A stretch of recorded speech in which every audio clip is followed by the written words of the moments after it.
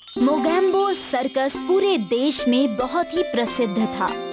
वो लोग अलग अलग शहर में जाकर अपना सर्कस लगाते थे और करतब दिखाते थे। सर्कस में रंगीला मौत के कुएं का खेल दिखाता था। उसका मौत के कुएं का खेल बहुत ही ज्यादा प्रसिद्ध था। दूर दूर से लोग उसके खेल को देखने के लिए आते थे। सर्कस के मालिक जोरावर को रंगीला के खेल से बहुत मुनाफा होता था, पर वो रंगीला को उसके लिए बहुत कम पैसे देता था। जोरावर सेठ, हमारी प्रसिद्धि कितनी बढ़ गई है। हमारे मौत के कुएं के खेल में भीड़ भी अच्छी होती है, पर आप हमें फिर भी इतने कम पैसे काहे देते हैं? देखो तो रंगीला कितनी बातें करनी सीख गया है। तब तुम्हारी जान बचने लायक भी नहीं थी। मैंने तुम्हें सब कुछ सिखाया, तब तुम 4 पैसे कमा पा रहे हो चूना लगा के। अब मुझसे मुंह पर बोलते हो कि मैं तुम्हें कम पैसे देता हूँ चूना लगा के। अरे सेठ, आपने मेरे लिए बहुत कुछ किया है, इसलिए मैं आपको एक बात बता रहा हूँ। दूसरी सर्कस वाले हमको बुला रहे हैं। हाँ, वो आपसे दुगने पैसे देने के लिए तैयार हैं। अरे अरे अरे अरे, जोरावर तुम्हारे लिए भगवान के समान है। तुम हमारे सर्कस को छोड़कर कहीं जा नहीं सकते। भूलो मत, तुमने हमसे जो वादा कर रखा है चूना लगा के। अरे पर सेठ, वो समय की बात अलग थी। अब हमारी एक पत्नी है और बेटी है। अब आप जितने पैसे देते हैं उसमें हमारा खर्च नहीं निकल पाता। हैं? तू हमसे इतना मुंह लड़ाएगा चूना लगा के? एक बात कान खोल के सुन ले, अगर तुमने मोगेम्बो सर्कस छोड़ने का सोचा भी तो हम तुम्हें और तुम्हारे पूरे परिवार को मार डालेंगे चूना लगा के। रंगीला बहुत ज्यादा परेशान हो जाता है। उसके घर पर राशन नहीं होता। उसे समझ नहीं आता कि वो कैसे अपना घर चलाएगा। जोरावर उसे सालों से इसी तरह की धमकी देता आ रहा था। अब उससे सहा नहीं जा रहा था। रंगीला घर पहुंचता है और घर पर उसकी बेटी छबीली उसका इंतजार कर रही होती है। बापू आ गए? बापू, आप हमारे लिए खाना लेकर आए हो? मैया कह रही थी घर पर सारा अनाज खत्म हो गया है। रंगीला छबीली से आंखें भी नहीं मिला पाता। उसे बहुत बुरा लगता है कि वो अपनी बेटी को 2 टाइम का खाना भी नहीं खिला पा रहा है। वो तय कर लेता है कि अब वो जोरावर का जुल्म नहीं सह सकता। वो एक चिट्ठी में सारी बात लिख देता है कि उसने अपने जीवन को अंत करने का फैसला क्यों किया है। वो घर से निकलता है और अपने बगल के घर में रहने वाले दोस्त रघुवर के घर के दरवाजे के नीचे चिट्ठी डाल देता है। उसके बाद जाकर वो नदी में कूदकर अपनी जान दे देता है। अगली सुबह ये खबर पूरे गांव में फैल जाती है। किसी को रंगीला की मौत की असली वजह पता नहीं होती। सबको ये एक हादसा ही लगता है। ये सदमा रंगीला की पत्नी सह नहीं पाती और वो भी दम तोड़ देती है। 10 साल की उम्र में छबीली अनाथ हो जाती है। उसके बाद रघुवर उसे अपने पास रख लेता है। वो मन में सोच लेता है कि जब छबीली बड़ी हो जाएगी तब वो उसे अपने पिता की मृत्यु का असली कारण बताएगा। समय बीतता है और छबीली 18 साल की हो जाती है। अरे ओ रघुवर चाचा, सुनते हो छबीली की बात? छबीली जो कहती है वो करके दिखाती है। मैंने कहा था ना 100 रुपए कमा कर लाऊंगी, तो कमा कर ले आई हूँ। अरे छबीली, तुमने इतने पैसे कैसे कमाए? छबीली जो कहती है वो करके दिखाती है। शहर में करतब दिखाने का एक खेल चल रहा था, वहीं पर मैंने रस्सी के ऊपर चल के लोगों से 100 रुपए कमाए। लगता है अपने पिता की तरह तुम्हारे अंदर भी करतब दिखाने का हुनर है। एक रात छबीली सो रही होती है, तब उसे सपने में अपने बाबूजी दिखाई देते हैं। वो छबीली से अपनी मौत का बदला लेने के लिए कहते हैं। सुबह उठकर छबीली अपने चाचा को ये बात बताती है। छबीली जो कहती है वो करके दिखाती है। चाचा, हमारे पिता की मृत्यु तो हादसे में हो गई थी। फिर वो हमें बदला लेने के लिए क्यों कह रहे थे? छबीली, मैंने तुमसे 8 सालों से एक बात छुपा कर रखी है। अब मुझे लगता है कि तुम्हें बता देना चाहिए।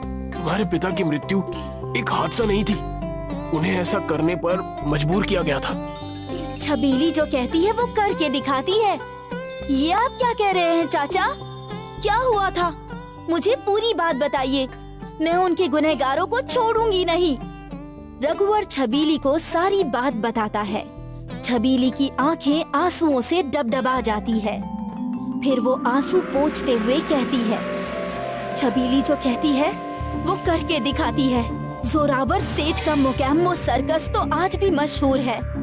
उसने हमारे बापू को अपनी जान देने के लिए मजबूर किया है। उस जोरावर को छोड़ेंगे नहीं। हम अपनी बापू की मौत का बदला लेकर ही रहेंगे। पर छबीली, तुम ये सब कैसे करोगी? छबीली जो कहती है वो करके दिखाती है। अब वो सब आप मुझ पर छोड़ दीजिए चाचा। मेरे माता पिता की मौत का बदला अब हम लेकर ही रहेंगे। आप हमें बस इतना बता दीजिए कि हमें मौत के कुएं का खेल कौन सिखा सकता है। अरे पीछे की गली में जो बूढ़ा दरोगा रहता है ना, वो अपनी जवानी में मौत के कुएं में खेलता था। वो तुम्हें ये खेल सिखा देगा। छबीली दरोगा के पास जाकर मौत के कुएं के खेल को बहुत अच्छे से सीख लेती है। उसके बाद वो अपने पिता की मौत का बदला लेने के लिए मोगैम्बो सर्कस में जोरावर से मिलने जाती है। अरे छबीली, तुम इतना अच्छा मौत के कुएं का खेल कहाँ से सीख कर आई हो? तुम हमारे सर्कस के लिए काम करो, हम तुम्हें बहुत अच्छे पैसे देंगे चूना लगा के। अरे तुम बहुत जल्दी मशहूर हो जाओगी। छबीली जो कहती है उसे करके दिखाती है। जोरावर बाबू, हम आप ही के लिए मौत के कुएं का खेल सीख कर आए हैं। अब आपका मोगैम्बो सर्कस छबीली के मौत के कुएं के खेल के नाम से जाना जाएगा। छबीली बहुत प्रसिद्ध हो जाती है। जोरावर को भी छबीली पर विश्वास हो जाता है और छबीली जोरावर को बहुत पसंद भी होती है। एक दिन जोरावर छबीली को अपने घर खाने पर बुलाता है। छबीली इसी का इंतजार कर रही होती है। वो जोरावर को मारने का पूरा प्लान तैयार कर लेती है। कल हम उस जोरावर को मारकर अपने बापू की मौत का बदला ले लेंगे।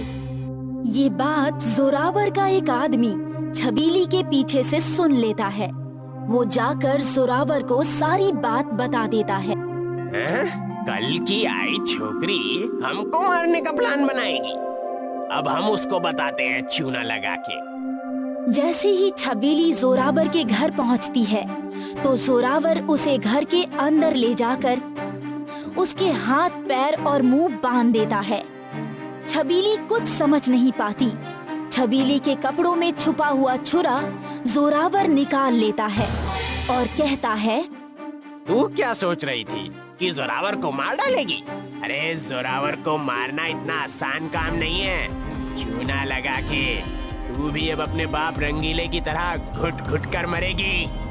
इतना कहते ही जोरावर के घर की बत्ती बंद हो जाती है। छबीली को उसके पिता उसके सामने खड़े दिखाई देते हैं और वो कहते हैं कि छबीली, तुम मेरी मौत का बदला लेने के लिए यहाँ तक आई हो। अब इस जोरावर को मैं देख लूंगा। तुम किसी तरह यहाँ से भाग निकलो। रंगीला को छबीली पर हमेशा गर्व रहेगा। उसके बाद रंगीला की आत्मा जोरावर को मार डालती है। जोरावर के आदमी छबीली को पकड़ने की कोशिश करते हैं, पर रंगीला की आत्मा छबीली की मदद करती है और वो वहाँ से भाग जाती है। इसके बाद मोगैम्बो सर्कस में सबसे मशहूर छबीली का मौत का कुआं ही होता है। धीरे धीरे छबीली मोगैम्बो सर्कस की हेड बन जाती है। फिर वो बहुत पैसा कमाती है। वो अपने सर्कस में काम करने वाले सारे लोगों को अच्छी पगार देती है ताकि उसके बापू के साथ जो हुआ वो किसी और के साथ ना हो। गीता देवी के जुड़वा बेटे थे, नकुल और मुकुल, जिनकी पत्नियां थीं नैना सुनैना। शादी के बाद नकुल और मुकुल में अक्सर झगड़े होने लगे और इस कारण आज गीता देवी अपनी सारी संपत्ति का बंटवारा कर रही थी। इस घर में और सारे खेतों पर तुम दोनों का बराबर का हक है। तुम दोनों को एक बराबर हिस्सा मिलेगा। तुम दोनों को आपस में झगड़ने की कोई जरूरत नहीं। मेरे और मेरे पति का जो कुछ भी बचा है वो तुम दोनों में बराबर बटेगा। ठीक है माँ। जैसी आपकी आज्ञा। उस दिन से घर के बीच में एक लकीर खिंच गई। एक ही घर में 2 चूल्हे हो गए और 2 जगह अलग अलग खाना पकने लगा। माँ, अब जब हर चीज का बंटवारा हो ही गया है तो ये भी कर लेते हैं, एक दिन आप मेरे यहाँ खाना खाइए और एक दिन भैया के यहाँ। ये भी ठीक है। तब से गीता देवी एक वक्त का खाना नकुल की रसोई से खाती तो एक वक्त का खाना मुकुल की रसोई से। जायदाद के साथ साथ माँ भी बढ़ चुकी थी और इन सब का कारण था नकुल और उसकी पत्नी नैना। नैना अक्सर नकुल के कान भरा करती थी। मुझे तो लगता है कि आपकी माँ ने मुकुल भैया को ज्यादा हिस्सा दिया होगा। ऐसा नहीं होगा, उन्होंने तो सब एक बराबर ही बांटा था। फिर भी समझ नहीं आता, मुकुल और सुनैना तुम्हारी माँ का बहुत ख्याल रखते हैं, उनकी सेवा करते हैं। यूं ही कोई बेवजह थोड़े ना माँ की सेवा करेगा। अरे तुम भी ना, मुकुल है ही ऐसा, उसे माँ से पहले से ही लगाव है। लेकिन सुनैना वो क्यों सेवा कर रही है? क्योंकि भाभी भैया की हर बात मानती है। समझ में आया, वो तुम्हारी तरह नहीं है अपने पति को उंगलियों पे नचाने वाली। हाँ हाँ, तुम तो मुझे ही कोसो। मैंने तो सबकी भलाई के लिए कहा था कि बंटवारा करवा दो। वैसे भी तुम्हारी माँ की उम्र हो चुकी है, भविष्य में क्या हो किसे पता। अच्छा है ना, पहले ही पैसों और जायदाद का मामला निपट गया। अब कम से कम तुम्हारी माँ पर कोई बोझ तो नहीं रहेगा। अब हो गया ना, जाने दो। वहीं दूसरी ओर मुकुल और सुनैना माँ की सेवा में लगे थे।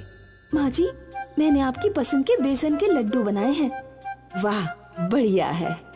और माँ, मैंने वैद्य जी को आपकी कमर के दर्द के बारे में बताया है। उन्होंने कहा है कि शाम को मैं उनसे तेल ले लूं, उस तेल से आपका कमर दर्द झट से गायब हो जाएगा। अच्छा है, खुश रहो तुम दोनों, हमेशा खुश रहो। गीता देवी मुकुल और सुनैना को आशीर्वाद दे रही थी और ये बात नैना को खल रही थी। शाम को जब नैना की बारी आई तो नैना ने भी खाने के साथ मिठाई बनाई। ये लीजिए माँ जी, आपकी मनपसंद पनीर की सब्जी, रोटी, रायता, चावल और गुलाब जामुन। वाह बेटा, लेकिन आज क्या खास है? खास तो कुछ नहीं है, बस बनाने का मन किया। तू मेरी बहू है, तुझे अच्छे से जानती हूँ। तेरा बस चले तो तू रसोई में जाए ही ना। क्या माँ जी, आप भी? अच्छा है, कम से कम तूने इतने सारे पकवान बनाए। भगवान तुझे सद्बुद्धि दे। दोनों को दिए हुए आशीर्वाद में फर्क था। ये सुनकर नैना और चिढ़ गई।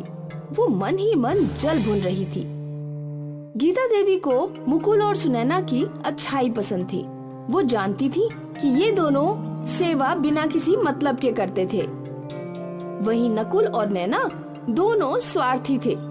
उनके हर अच्छे के पीछे कोई न कोई मकसद जरूर होता था। कुछ सालों तक सब कुछ यूं ही चलता रहा। अब गीता देवी की तबीयत खराब रहने लगी थी और अब उन्हें एक नई चिंता सता रही थी। मैंने सब कुछ तो दोनों में बांट दिया, अब बस मेरे पास वो जादुई कुकर है। वो किसी एक को दूं तो दूसरे के साथ नाइंसाफी हो जाएगी। लेकिन वो जादुई कुकर उसी के हक का है जो अच्छा है, तो ये मैं मुकुल और सुनैना को ही दूंगी। इस सोच से गीता देवी ने वो कुकर लिया और सुनैना के पास गई। अरे वाह माँ जी, पीतल का कुकर। मानो तो पीतल, मानो तो सोना, अपनी अपनी सोच का फर्क है। मैं समझी नहीं माँ जी। मैं भी ये कुकर बहुत सालों के बाद देख रहा हूँ माँ। ये हमारे बचपन का था ना? हाँ, ये मुझे मेरी माँ ने दिया था। ये हमारा खानदानी कुकर है, पर ये कोई आम कुकर नहीं है बेटा, ये जादुई कुकर है। जादुई कुकर? इसका जादू मुझे तब समझ आया जब तुम दोनों पैदा हुए थे। उस वक्त गांव में सूखा था, खाने के लिए कुछ नहीं था, लोग भूख से मर रहे थे। तभी हमारी परिस्थिति थोड़ी अच्छी थी। हमसे जितना हो सके उतना हमने लोगों की मदद की, भूखों में खाना बांटा पर फिर हमारा भी सारा अनाज खत्म हो गया। एक समय ऐसा भी आ गया था कि हमारे पास भी खाने को कुछ नहीं था।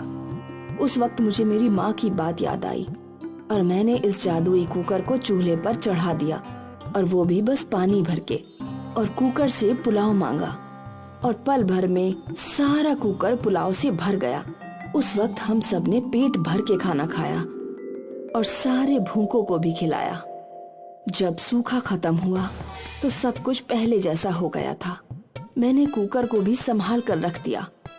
उस दिन के बाद कुकर की जरूरत नहीं पड़ी। सुनैना, अब ये मैं तुझे सौंप रही हूँ। मुझे भरोसा है कि तू इसका सही इस्तेमाल ही करेगी। जी माँ जी, बिल्कुल। गीता देवी ने वो जादुई कुकर सुनैना को दे दिया और इसके कुछ दिनों बाद ही वो चल बसी। सुनैना ने कुकर को संभाल कर रखा था।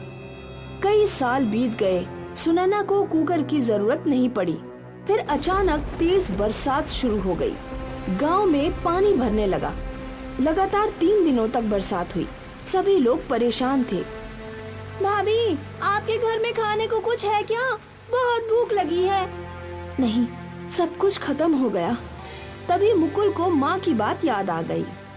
अरे सुनैना, हमारे पास जादुई कुकर तो है। हाँ, सुनैना झट से वो कुकर ले आई और जैसा गीता देवी ने बताया था वैसे ही उसने कुकर में पानी भरकर कुकर चूल्हे पर चढ़ा दिया। भाभी, आप ये क्या कर रही हैं? तू देखती जा।